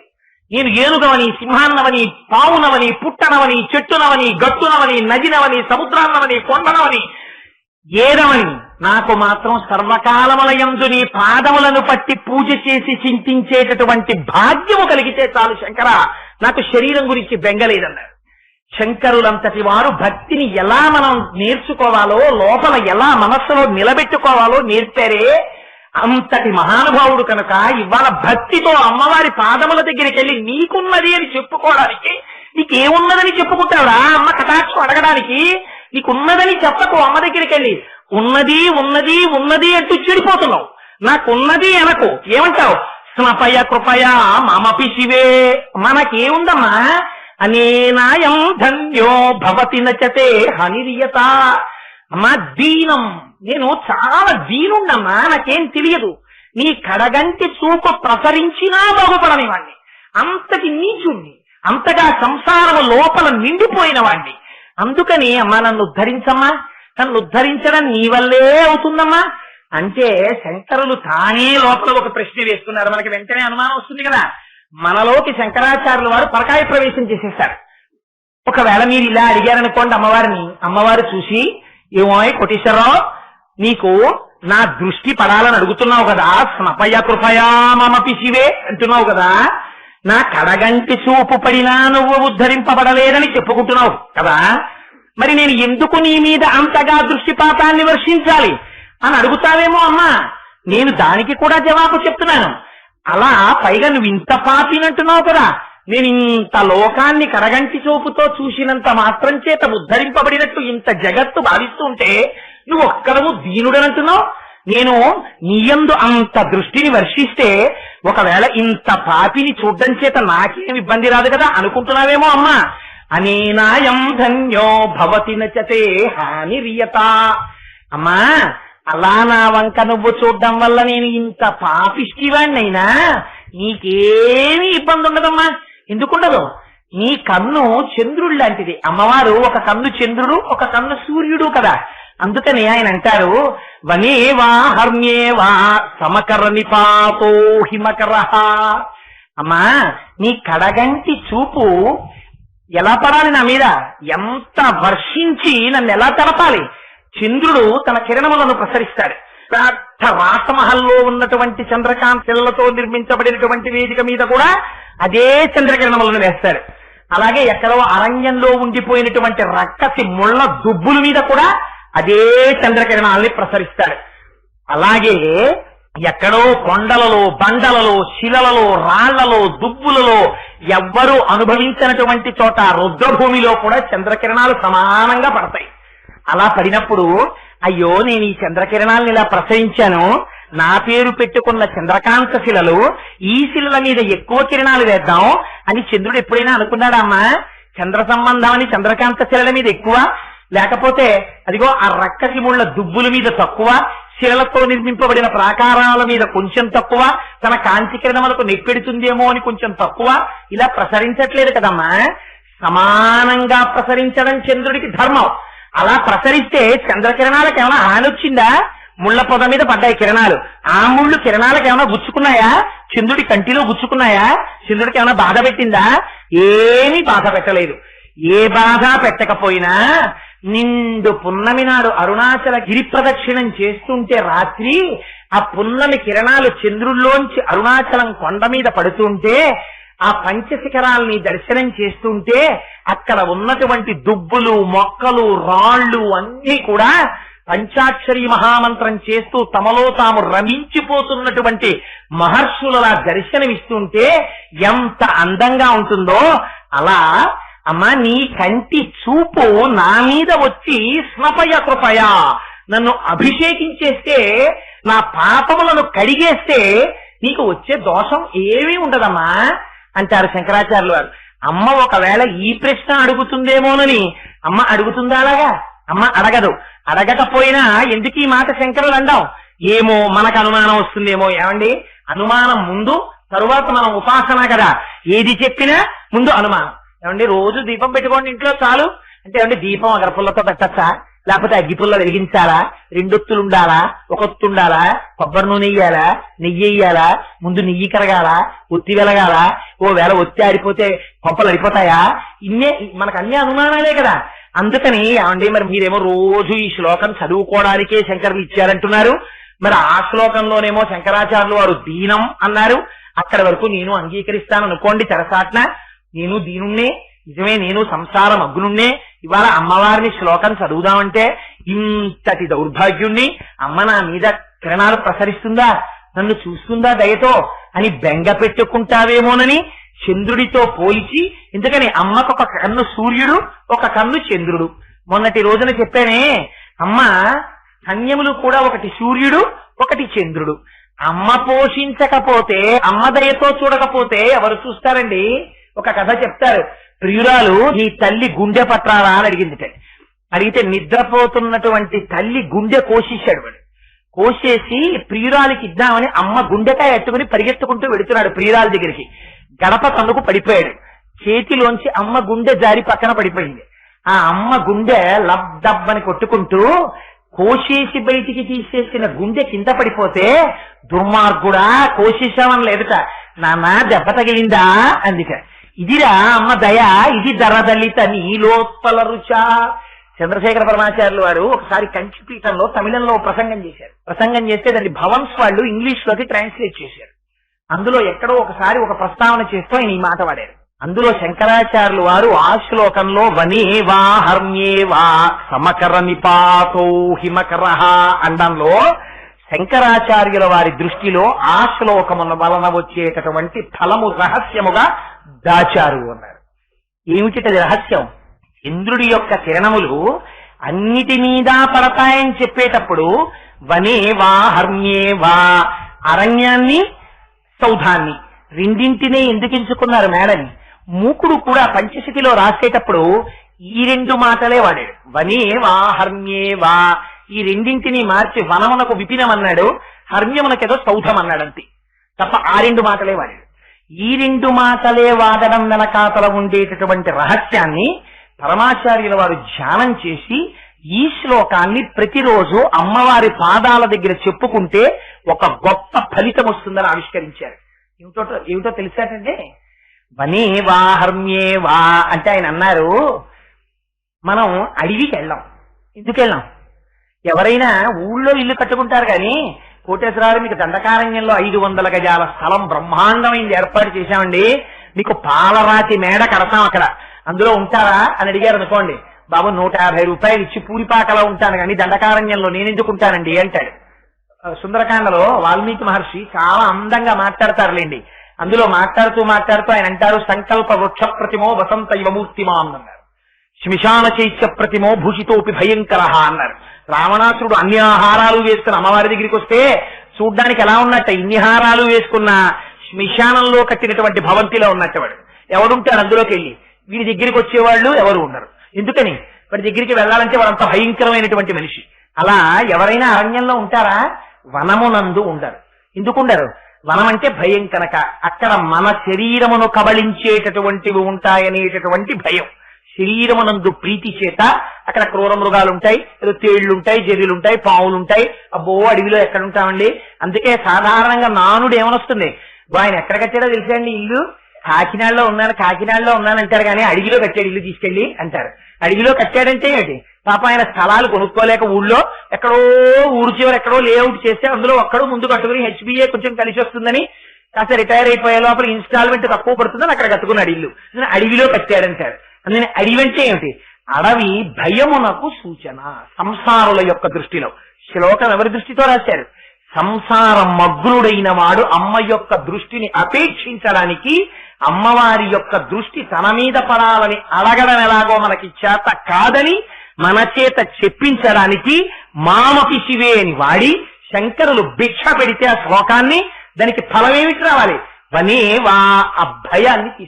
ఇప్పటి వరకు ఉన్నటువంటి భయం ఏదుందో ఆ భయమునకంతటికీ కారణమేమిటి?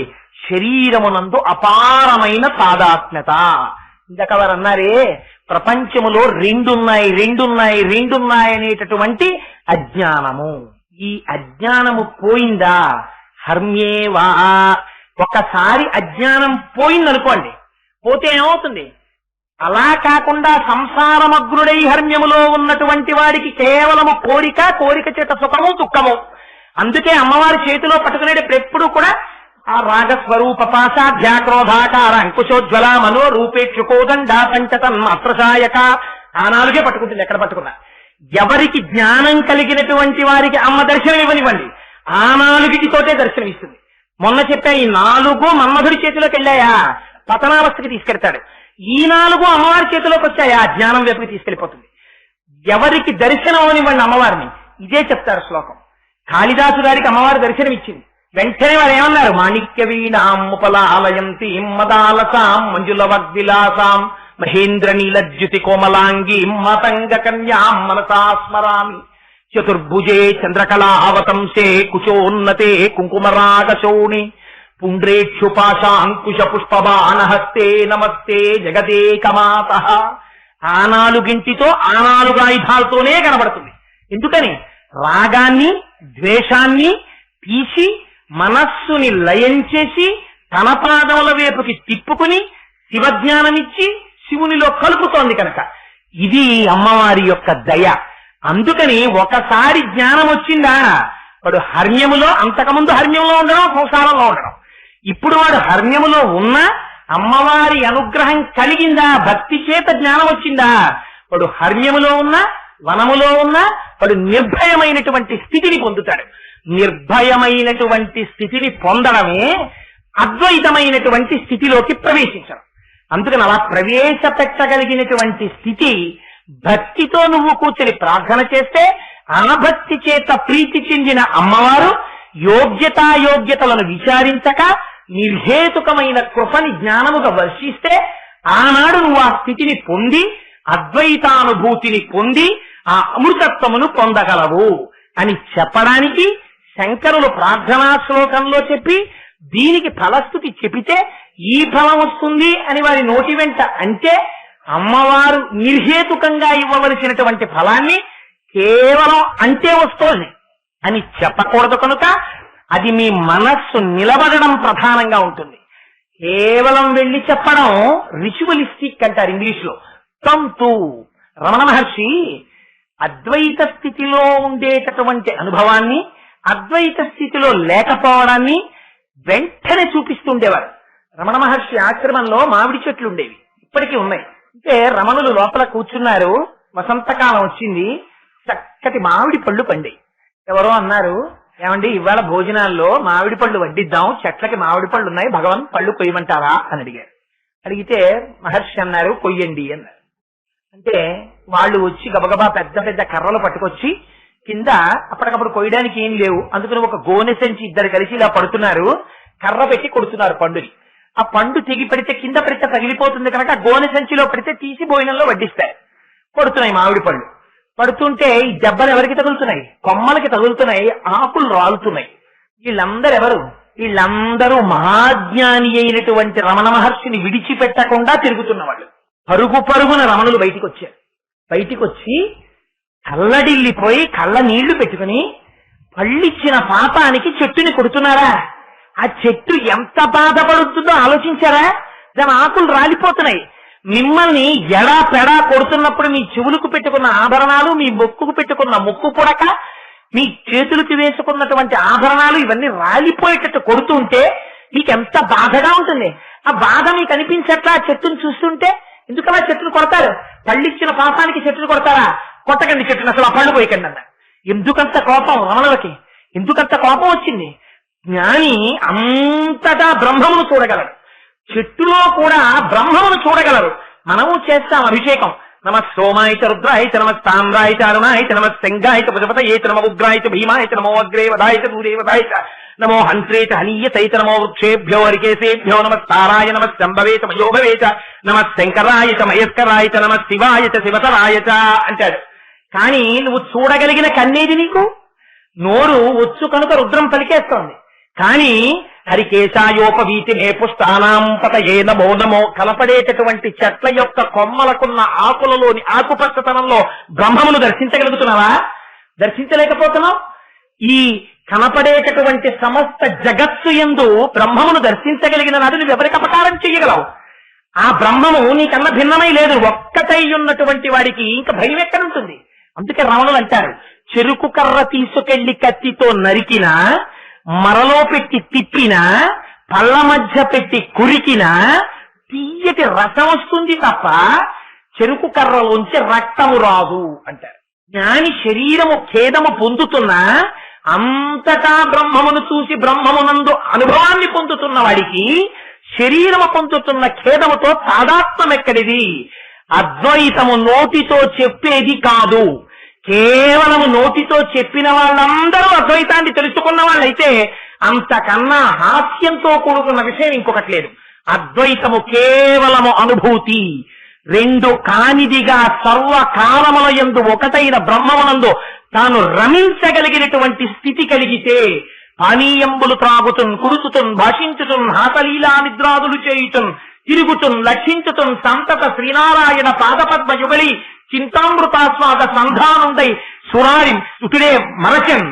అలా మరిచిపోయి అంతటా ఏం చేస్తున్నా ఎప్పుడు బ్రహ్మాన్ని దర్శనం చేస్తూ అబ్బా అబ్బా అబ్బా అబ్బా అని ఆనందపడిపోతూ తాను బ్రహ్మముగా నిలబడిపోగలిగినటువంటి స్థితి కలిగినటువంటి వ్యక్తికి అసలు నోరు విప్పి మాట మాట్లాడవలసినటువంటి అగత్యమే ఉండదు. ఎందుకంటే తాను రాశీభూతమైన ఆనందము కనుక. ఇది నువ్వు ఎన్ని గ్రంథములు చదివినా వచ్చేది కాదు. ఎక్కడి నుంచి వస్తుంది? ఇది కేవలం అమ్మవారి అనుగ్రహం చేత మాత్రమే వస్తుంది. అనుగ్రహం ఎప్పుడు వస్తుంది? నువ్వు భక్తితో కూర్చున్నప్పుడు వస్తుంది. ఆ భక్తి వరకు నేను మార్గం చెప్తా. జ్ఞానము తల్లి యొక్క అనుగ్రహము. అందుకని వనేవా హర్మ్యేవా సమకర నిపాతో హిమకర. ఇది ప్రమాణం. అర్హత ఇది నిర్ణయించవలసినది అమ్మా అని ఇన్ని రహస్యాల్ని అందులో పెట్టి మనం ఆ ప్రార్థన చెయ్యలేమని శంకర భగవత్పాదులు ఒక పరమాద్భుతమైనటువంటి శ్లోకాన్ని మనం ప్రతిరోజు ప్రార్థనా శ్లోకంగా అమ్మవారి పాదముల దగ్గర కూర్చుని విజ్ఞాపన చేసుకోగలిగినటువంటి శ్లోకాన్ని చెప్పుకోవడం కూడా చేతకాని వాళ్ళం కనుక, ఎప్పుడు సంసారం అనేటటువంటి దాంట్లో పడి మగ్నులమై కొట్టుకుంటున్నాం కనుక, ఎల్ల శరీరధారులకు ఇళ్లను చీకటి నోతి లోపలం త్రెళ్ళక వీరు నేనను మతి భ్రమణంబున భిన్నులై ప్రవర్తిల్లక సర్వమున్నాతని దివ్య కళామయమంచు విష్ణునందుల్లము చేర్చితారడవి నుండుట వేలు నిశాచరగ్రణి అంటాడు ప్రహ్లాదుడు హిరణ్యకశిపుడితోటి. అందుకని అదిగో మనం సంసారం అనేటటువంటి చీకటి నూతిలో పడి కొట్టుకుంటున్న వాళ్ళం కనుక అసలు అమ్మ అంత దయతో కూడుకున్న అమ్మ అన్న విషయం జన్మనిచ్చిన అమ్మనే చూడటం లేదు కదా. అంటే మీ వంటి వారిని కాదు మహాప్రభు, నా వంటి దురాత్ముడి గురించి చెప్పుకుంటున్నానంతే. మా అమ్మకి నేనన్నం పెడుతున్నానన్నవాడే కానీ అమ్మ చేతి అన్నం తినే అదృష్టం నాకు ఇంకా దొరికిందండి భగవంతుడి యొక్క కృప వల్ల అని మాట మాట్లాడగలిగినటువంటి అనుభూతిని పొందుతున్న వాళ్ళు ఎంతమంది ఉన్నారు. మా అమ్మగారు నాన్నగారు పెద్దవారు అయిపోయారండి. అమ్మగారిని నాన్నగారిని ఇద్దరు అన్నదమ్మలం 6 నెలలు ఇద్దరం ఉంచుకుంటూ ఉంటాం. 6 నెలలు మా తమ్ముడి దగ్గర అయిపోయింది. మా అమ్మ నాన్నగారు వస్తున్నారు. నా దురదృష్టం ఏంటంటే క్యాటాక్ట్ వచ్చాక ఆయన ఇక్కడికి వస్తున్నాడు, ఇక్కడైతే ఆపరేషన్ చేయించుకోవచ్చని ఎన్నని నేను పడతానండి అని వచ్చి వీడి ఇక్కడ కూర్చుని చెప్తాడు. ఇతరమైన విషయములన్నింటికీ వీడి దగ్గర డబ్బు ఉంటుంది. తెల్లవారి లేస్తే నీ యొక్క సంక్షేమాన్ని కోరుకోవడం తప్ప ఇంకోటి తెలియని అమ్మ. ఆ అమ్మకి పట్టెడన్నం నీరు పెడుతున్నానంటాడు. సిగ్గుపడిపోతుందండి నిజంగా అమ్మతనం అంటే. అందుకే మొన్న చెప్పాను నేను మీకు, అమ్మ అన్నం తినడాన్ని సౌందర్యలహరిలో శంకరాచార్యులు వారు చెప్పలా. నివృత్యై చండాంశ త్రిపురహర నిర్మాల్య విముఖై. శివుడు తిండని చెప్తారు. అమ్మ తాంబూలం వేసుకుంటుంది. అమ్మ తినడం అంటే పిల్లలు తినడం, అమ్మ తినడం. ఎవరైనా మీరు చూడండి, ఇది అందరికీ అనుభవైక వేద్యం. తల్లులందరికీ పిల్లలు అమ్మ జంతికలు వేస్తూ ఉంటుంది. పిల్లలందరినీ పిలిచి అందరికీ తలకో జంతిక పెడుతుంది, వేడి జంతికలు. వీళ్ళు కూర్చున్నవన్నీ నలిపేసి పరపర పరపర పరపర తినేస్తారు. మళ్ళీ రెండో వాయి వేసి మళ్ళీ ఒక్కొక్క జంతిక పెడుతుంది. పెట్టేసిన తర్వాత అమ్మ చాలా బాగున్నాయమ్మా చాలా బాగున్నాయమ్మా అని తినేస్తాడు. తినేసిన తర్వాత ఇంత పిండి ముద్దు ఉంటుంది గిన్నెలో. ఉన్నాక అందులో ఎవడో ఒక యోగ్యుడైన సంస్కార బలం ఉన్న కొడుకు అంటాడు, అమ్మా మేము ఇన్ని జంతికలు తినేసాం, ఇంక ఇంతే పిండి ఉంది, అమ్మ నువ్వు తినలేదమ్మా అంటాడు. అంటే అమ్మ అంటుంది, నాన్న నా కడుపు నిండిపోయిందిరా అంటుంది. అదేంటమ్మా నువ్వు తినలేదు కదమ్మా, నీకు ఎలా నిండిపోయిందమ్మా అంటాడు కొడుకు. అంటే నాన్న మీ అందరూ తిని సంతోషిస్తే నేను తిన్నట్టు కదా, నా కడుపు నిండిపోయిందిరా అంటుంది. అమ్మ కడుపు నిండడం మీ ప్రేమ చేత నిండుతుంది. ఇది పరమభక్తి. లౌకికమైన అమ్మకే అంత ప్రేమ ఉంటే ఆ అమ్మ ఇన్ని బ్రహ్మాండములను కన్నా అమ్మ, ఆ అమ్మ పాదాల దగ్గర కూర్చుని, అయ్యో అమ్మా నేను ఇలాంటి వాడిని అమ్మా ఒక్కసారి చూడమ్మా అనడం కూడా మనకి రావట్లేదని మనయందు దయతో శంకరులు మన కోసమని మామపి శివే అంటూ ఇచ్చిన పరమ పవిత్రమైన శ్లోక రూప అమృత గుళిక. అందుకని కానీ ఇంకా ఇవాళ మళ్ళీ వేరొక శ్లోకాన్ని ప్రారంభించేస్తే పూర్తి చేసేటప్పటికి మీ అందరికీ ఇళ్ళకి వెళ్ళడం కొంచెం క్లేశం అయిపోతుంది. కాబట్టి నేను రేపటి రోజున మళ్ళీ వేరొక శ్లోకాన్ని విజ్ఞాపన చేస్తాను. ఇవాళ బ్రహ్మశ్రీ గరికపాటి నరసింహారావు గారు వచ్చి ఇక్కడ కూర్చోవడమే నా దృష్టిలో అమ్మవారు వచ్చి కూర్చుని విన్నట్టు. ఆవిడ కావ్యాలాప వినోదిని కదా, అవతలవాడు చెప్పగలిగిన సమర్థుడా అని అమ్మ చూడదు. అమ్మ ఏం చేస్తుంది? స్తోతారం తముశంతి దేవి కవయో యోగిస్పృ నీతే గుణాం స్తోతవ్యస్య తతశ్చతే స్తుతిదురామయ్యేవ విశ్రామ్యతి యస్మాత్ తస్మదమర్షదీయ ఫణితి స్వీకారతస్యే గుణాః క్షాంత్యౌదార్య దయాదయో భగవతి స్వం ప్రస్తు వీరాన్ ప్రధాన్ అంటారు పరాశర భట్టర్లు శ్రీగుణరత్న కోశంలో. మనకేమొచ్చమ్మా నీ గురించి మాట్లాడడం, నాకేం చేత కాదు. అయినా నేను 4 మాటలు చెప్తుంటే అందులో ఒప్పులున్నా తప్పులున్నా అయ్యో నా బిడ్డడు నా గురించి చెప్తున్నాడని అంత వ్యాకరణం నేర్చుకున్న మహాపండితుడైనటువంటి వాడు వచ్చి 2 చెవులు పట్టుకుని తండ్రి గారి దగ్గర ప్రవర చెప్పుకుని పాదాలు పట్టి నమస్కారం చేసి కూర్చుని వ్యాకరణ శాస్త్రం నేర్చుకుంటున్న కొడుకుని చూసి మురిసిపోయిన తండ్రి కన్నా వచ్చిరాని మాటలతో మహాపండితుడైన తండ్రి దగ్గరికి వచ్చి నాన్న నాన్న ఇలా చూడు అని ఏకవచనం ప్రయోగం చేసినటువంటి కొడుకుని చూసి మురిసిపోయినటువంటి తండ్రి తొడ మీద కూర్చోబెట్టుకున్నట్టు వచ్చిరాని మాటలతో చెప్పేటటువంటి నా మాటలను స్వీకరించడంలో నీ దయా నీ కారుణ్యం బయటికి వచ్చాయమ్మా, నా ప్రజ్ఞ ఉందంటారు పరాశర భట్టర్లు. అందుచేత ఇదిగో అటువంటి తల్లి కనుక ఇంత ధైర్యంతో కూర్చుని 4 మాటలు చెప్పగలుగుతున్నాం. ఆ అమ్మే ఇవాళ కావ్యాలాప వినోదిని కనుక తన భక్తులైన వారు చెప్తున్నటువంటి మాటలు విని మురిసిపోయేటటువంటి తత్వమున్న అమ్మ కనుక అమ్మగా వచ్చి ఇక్కడ కూర్చుంటే మనం హడిలిపోతామేమోనని సాక్షాత్తుగా దానికి తగినటువంటి ఉపాధిలో మాత్రమే రావాలి కనుక ఇంత కాకినాడ పట్టణం ఉన్నా అలా కూర్చుని తల ఆడించడానికి బ్రహ్మశ్రీ గరికపాటి నరసింహారావు గారు అనబడేటటువంటి శరీరమే యోగ్యమైనదని ఆయన రూపంలో అమ్మవారి ఇవ్వాలొచ్చింది. అందుకని వారిని అమ్మవారిగానే నేను సంభావిస్తూ ఆయన పాదములకు సాంజలి బద్ధకంగా శిరస్సు కాటించి పునః నమస్కరిస్తూ మంగళాశాసన వరైః మదాచార్య పురోగమైః సర్వైశ్చ పూర్వైరాచార్యైః తత్కృతాయాస్తు మంగళం.